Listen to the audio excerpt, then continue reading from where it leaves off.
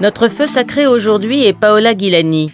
En dépit d'un parcours en zigzag, cette femme dynamique et généreuse rencontre un succès planétaire à la tête de la fondation Max Havelaar. Après un licenciement brutal, comment rebondit-elle avec passion en incitant les puissants à rendre le monde plus juste? Paola, bonjour. Bonjour. Mais quelle sacrée bonne femme vous faites. Tenir le monde sur ses épaules, c'est un vaste projet. C'est parfois lourd à porter. Quand est-ce que vous est venue cette idée? C'est venu d'où? En fait, je ne sais pas exactement d'où c'est venu. Ça s'est présenté comme ça, de fil en aiguille. Et surtout, ce qui était intéressant, c'est que j'avais toujours comme credo dans ma vie de vouloir vivre mes rêves et pas de rêver ma vie. Donc en fait, d'avoir des rêves et puis de vouloir les réaliser. Une petite fille amoureuse du monde, devenue une femme entrepreneur décidée à améliorer le monde. De la pharmacie au commerce équitable, du monde de la santé à Max Havelaar, Paola Gilani a pris des détours avec toujours une idée fixe, aider au développement de tous, qu'il soit physique, social ou économique.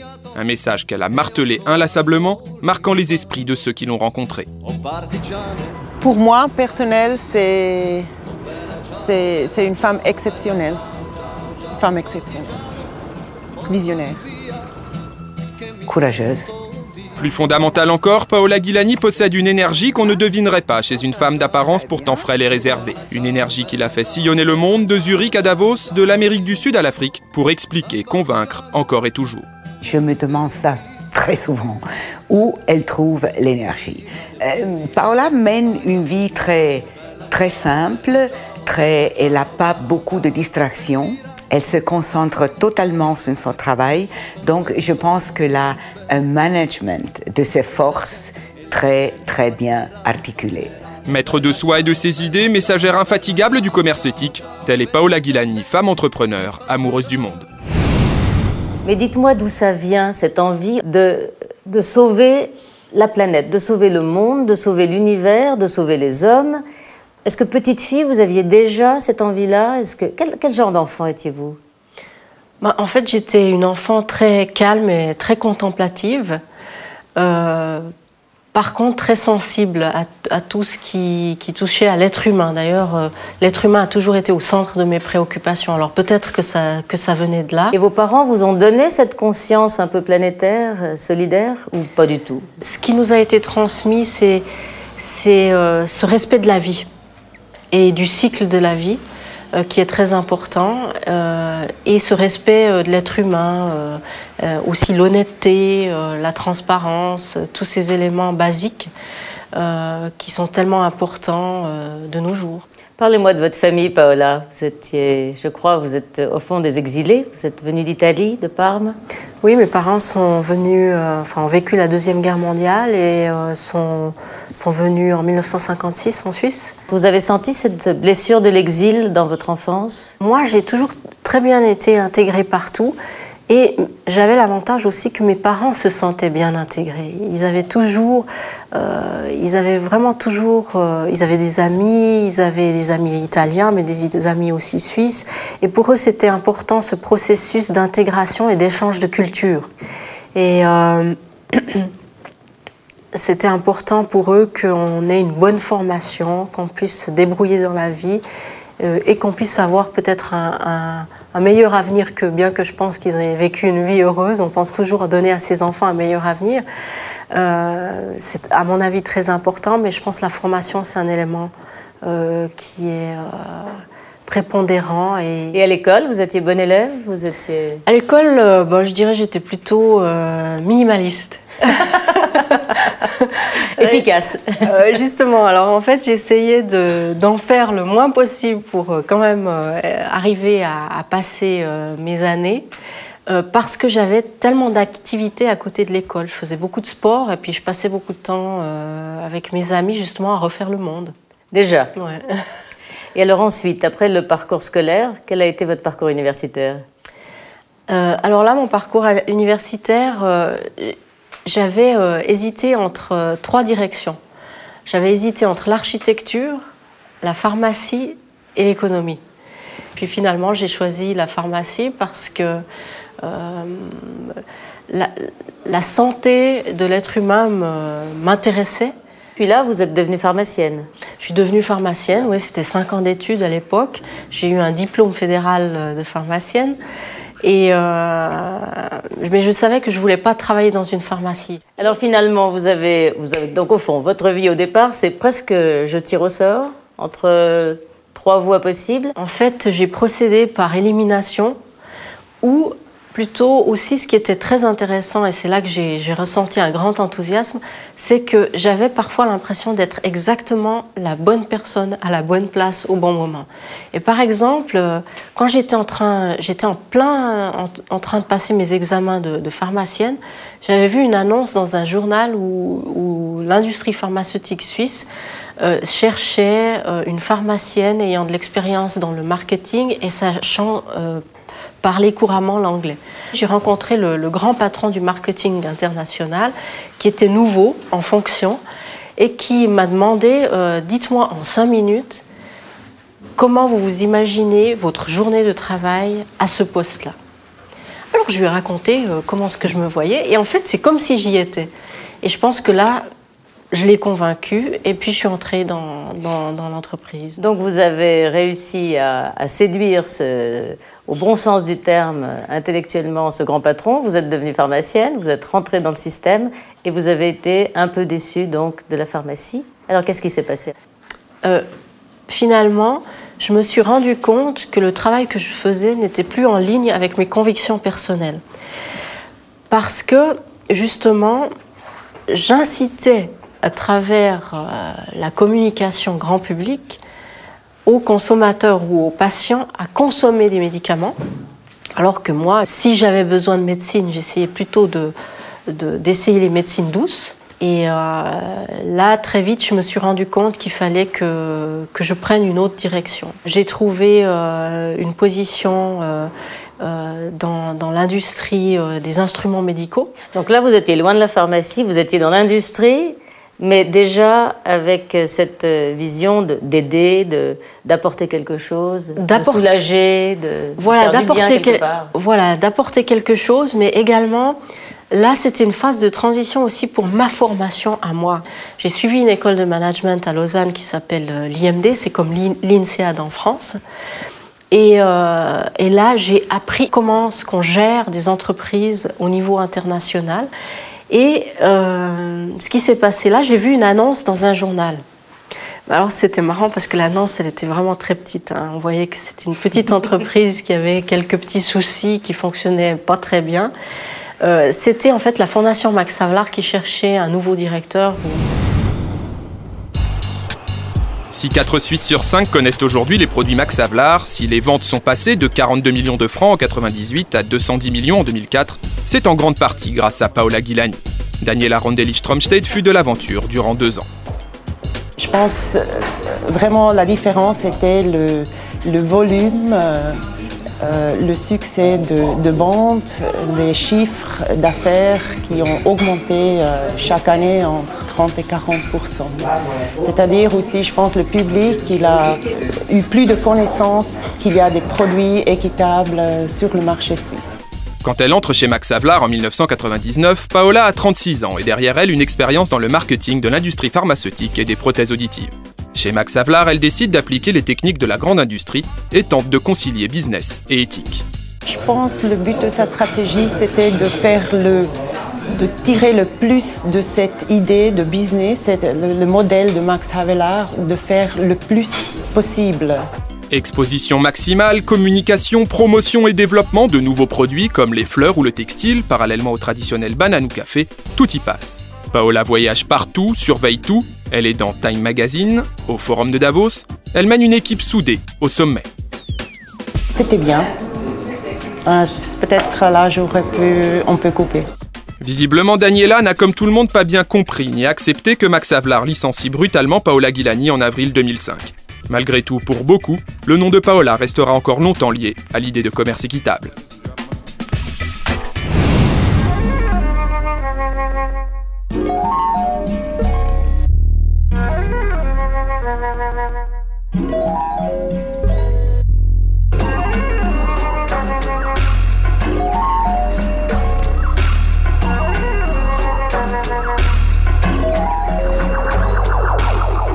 Max Havelaar, quand vous avez vous êtes rentré dans cette société d'abord. Et là, je crois savoir qu'en très peu de temps, vous avez fait un développement considérable.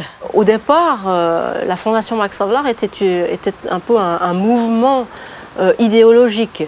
Et puis, ensuite, c'est devenu, disons, une entreprise et un label qui avait des parts de marché. Par exemple, en Suisse, au niveau des bananes, on avait 50% de parts de marché. Au niveau des fleurs, 30%. Pour tous les autres produits, pratiquement tous 10%. Seulement pour quelques-uns, il y avait des parts de marché petites. Et donc, forcément, on était exposé vis-à-vis du public. C'est-à-dire, tout ce qu'on disait, tout ce qu'on promettait, on devait le tenir. Et on ne pouvait plus se permettre de tenir nos promesses si on n'arrivait pas à professionnaliser nos processus de contrôle et de certification. Alors Max Havelaar, c'était le bonheur, donc le succès, le bonheur d'avoir réussi avec une équipe. Et puis tout d'un coup, patatras, qu'est-ce qui se passe? Alors bon, tout d'un coup, j'ai pas bien compris. En fait, les représentants des œuvres d'entraide qui siégeaient dans le conseil de fondation m'ont demandé de quitter la fondation. Comme ça, brutalement, du jour au lendemain? Ouais, brutalement, sans trop d'explications. Et j'ai refusé, donc ils ont dû me mettre dehors. Mais disons finalement, même si à quelque part, je pense que c'était peut-être un échec pour moi, parce que peut-être je ne suis pas assez une personne politique ou diplomatique, d'un autre côté, il faut toujours voir un peu un échec, une rupture, une cassure. Il faut toujours le voir comme une chance, une opportunité de mieux repartir. Vous allez jusqu'à aujourd'hui appeler vos collègues de l'époque, qui donc vous ont quand même fait ce mauvais coup, vos anges gardiens. Oui. C'est gentil de le prendre comme ça. À quelque part, je me dis, ils ont été un peu mes anges gardiens, parce que personnellement, moi, je n'aurais jamais quitté la Fondation Max Havelaar de moi-même. Parce que j'estimais que, c'est vrai, au niveau de la croissance, on n'avait plus de problème, la stratégie fonctionnait très bien. Par contre, je pensais que j'avais encore un travail à faire au niveau justement de la professionnalisation de notre manière de faire, des processus et du contrôle et de la certification. Et finalement, je me suis rendu compte que peut-être j'avais un rôle un peu plus large. Le commerce équitable est applicable à n'importe quel produit, à n'importe quel service. Et entre n'importe quel pays, surtout dans un monde globalisé comme aujourd'hui, où finalement aussi certaines professions souffrent énormément de la concurrence peut-être d'un pays en développement. Et donc il faut retrouver l'équilibre et que les échanges commerciaux se fassent de manière équilibrée, durable et équitable. Donc Paola Ghilani and Friends, c'est un meilleur instrument pour aboutir, pour réaliser vos buts et vos rêves? Effectivement, c'est un meilleur instrument pour moi qui me permet vraiment d'aller directement dans les entreprises et de les aider à faire ce processus, cette transformation vers une stratégie durable qui assure une pérennité, non seulement pour l'entreprise, mais aussi pour ses collaborateurs, toutes les parties prenantes, et puis pour notre planète. 3 hectares de serres, 9 hectares de champs et une chaîne de conditionnement complète de jus de fruits et de légumes issus de l'agriculture biologique. Bienvenue à Tegervillen, siège de l'entreprise Biota. Aujourd'hui, Paola Ghilani rend visite à Paul Koendert, le directeur. D'accord. On va directement dans la fabrication? D'accord, oui. Très bien. Comment ça s'est passé ce lancement? Oui, pas mal. Vous êtes content? Oui. On a un peu des problèmes de fourniture de légumes, parce qu'ils sont un peu trop tard. Représentant sa nouvelle société, Paola Ghilani and Friends, l'ancienne chef de Max Havelaar vient faire un petit bilan de sa collaboration avec le célèbre producteur de jus bio. Ici, je vous ai quelque chose à montrer. On a un nouveau jus. Ouais. Et vous nous avez dit qu'il faut sur les emballages, il faut faire plus de pubs, plus d'explications. Oui. Alors on a fait, on a mis purement biologique, vraiment dessus, qu'on sache que nos produits c'est purement biologique, parce qu'on veut aussi vendre les emballages, parce que jusqu'à maintenant on vendait que les bouteilles. Ouais. Depuis 2005, Paola s'est donné pour mission d'inspirer, conseiller et accompagner les entreprises, avec pour objectif la mise en place d'un modèle éthique qui intégrerait la responsabilité économique, sociale et environnementale dans la stratégie d'entreprise. J'aime bien participer à tout ce des folies. À tout ce qu'on met en place ensemble. Vous savez, une fois que je suis dans un projet, vous lâchez plus. Je lâche plus, hein, jusqu'à ce qu'on ait les résultats. Moi, je suis industriel, je viens pas du biologique. Alors là, elle m'aide beaucoup parce que elle nous démontre. Il faut faire attention ici, il faut faire attention là. Il faut pas trop avancer. Il faut vraiment faire les choses correctes et justes dans l'esprit aussi biologique. Mais disons que dès que ça pousse une fois par année. Ouais. Ça pousse pas 3 fois. Ouais, c'est maintenant que ça pousse. Et ensuite, il y a toute une année, il n'y a plus rien. C'est ça ce qu'on doit leur faire comprendre. À mon avis, c'est ça. La solution, c'est dans notre stratégie de communication qu'on arrive à, si on veut, à quelque part, réapprendre ces cycles de la nature. Ouais. Mais bien sûr, c'est pas facile. Il faut que la grande distribution joue le jeu, autrement on n'y arrivera jamais. Oui, mais ils jouent le jeu si les consommateurs jouent le jeu. Exactement. Alors là, eux, ils jouent aussi le jeu. Après 55 années d'existence, Biota produit aujourd'hui 10 millions de bouteilles par an et représente 70% du marché bio en Suisse. L'entreprise purement biologique espère bien profiter de l'effet Gilani, qui avait notamment permis à Max Havelaar de multiplier ses ventes par 5 entre 1999 et 2005. Paola, vous avez créé votre propre société. Vous l'avez appelée Paola Gilani & Friends. Pourquoi ? Parce que je voulais un peu faire un peu quelque chose de différent et puis aussi donner un petit message souriant au monde des affaires et de l'économie qui se prend très souvent très au sérieux. Et c'est pour ça que j'ai décidé de l'appeler Paola Gilani & Friends, parce que très souvent c'est and partners and co and friends, c'est finalement pas nécessairement mes amis, ça peut même être mes ennemis ou mes concurrents, mais ce qui est important, c'est toutes les organisations, les entreprises, les médias, mais les individus qui croient qu'on peut améliorer notre existence sur la planète à travers l'économie. Paola, que fait votre entreprise, Paola Gilani & Friends, aujourd'hui ? Alors, mon entreprise, elle conseille ou accompagne d'autres entreprises à intégrer les aspects du développement durable dans la stratégie d'entreprise elle-même, en tant que valeur ajoutée. Et cette valeur ajoutée va permettre à l'entreprise d'avoir une performance économique, d'assurer un développement social et de respecter l'environnement.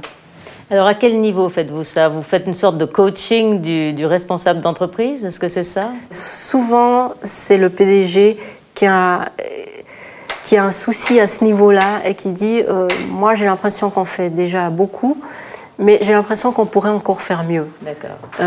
Alors, est-ce que vous pouvez nous aider ?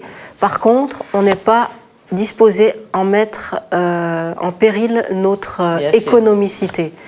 Et alors, justement, là, je leur explique, c'est justement pour ça que Paola Gilani & Friends existe. C'est en fait, il n'y a aucune raison de mettre en péril son économicité, puisque ces 3 facteurs-là fonctionnent ensemble.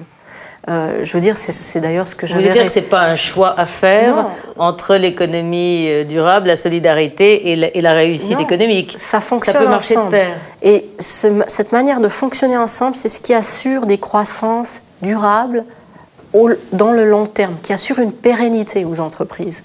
Et pas une petite angoisse au moment de quitter une structure établie et puis de commencer à se lancer dans le grand monde méchant avec sa propre entreprise ? Alors, une petite angoisse, mais plutôt liée à l'insécurité de partir de zéro, de ne pas être sûr de faire juste. On a toujours les doutes.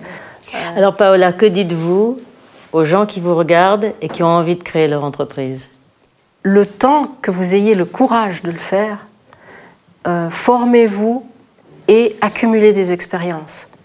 Parce que c'est toujours de l'acquis. Je veux dire, même moi, si j'avais créé mon entreprise à 30 ans, je ne sais pas si ça aurait marché. En fait, finalement, C'était un processus de développement qui était important pour moi, de manière à ce que je retrouve ma confiance et que j'ose le faire, que j'ai le courage de le faire. Et maintenant que tout était là pour que je le fasse, alors ça aurait été comme un péché de ne pas le faire. Est-ce que vous diriez que vous avez eu quand même de la chance? J'ai eu beaucoup de chance. Vous avez eu beaucoup de chance. Mais j'ai su aussi reconnaître mes chances. Voir la chance, c'est voir les éléments qui peuvent vous aider à répondre à vos rêves. C'est ça, voir la chance. Finalement, très souvent, quand on fait un travail, des fois on oublie ses rêves.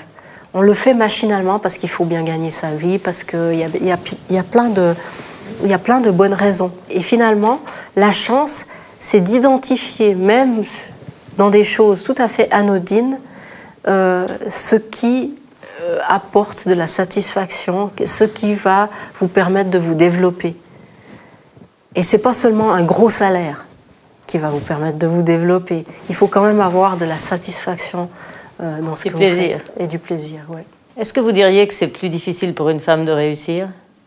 Moi, je pense qu'en général, le point fort des femmes, c'est leur générosité de cœur et de voir les choses dans leur ensemble. Par contre, leur faiblesse, c'est la confiance en soi. Et en fait, c'est parce que pendant des millénaires, elles n'ont pas pu développer cette confiance en soi puisqu'elles étaient cantonnées dans un rôle. Elles sont restées dans la grotte en train de s'occuper des enfants et puis l'homme est parti chasser à l'extérieur. Exactement. Je pense que c'est toujours plus difficile pour une femme de réussir, surtout pour celles qui doivent concilier vie de famille et travail. Il faut avoir l'infrastructure, il faut avoir une bonne organisation autour pour se permettre encore au jour d'aujourd'hui de mener de front la vie familiale et des postes à responsabilité dans l'administration ou dans les entreprises. On est encore dans l'humain, là, Paola. Oui, tout à fait. C'est le débat central. C'est ce qui vous caractérise et puis c'est votre combat. Oui, c'est mon combat, oui.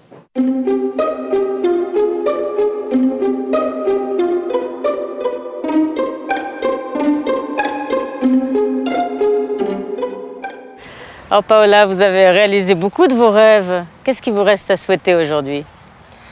Écoutez, moi j'espère d'avoir la santé et la chance qui me permettent de continuer à réaliser ces rêves et surtout de pouvoir transmettre un peu de cette étincelle à mon entourage et à plein de gens autour de la planète, surtout les jeunes qui, à mon avis, ont un grand rôle à jouer dans les années à venir. On a besoin de jeunes leaders, d'entrepreneurs qui pensent non seulement à la performance économique, mais qui savent y lier également le développement social et le respect de l'environnement. C'est ça votre souhait? C'est mon plus grand souhait. C'est votre plus grand souhait et c'est le combat de votre vie? Tout à fait, oui. Merci Paola. Merci à vous. À bientôt. À bientôt.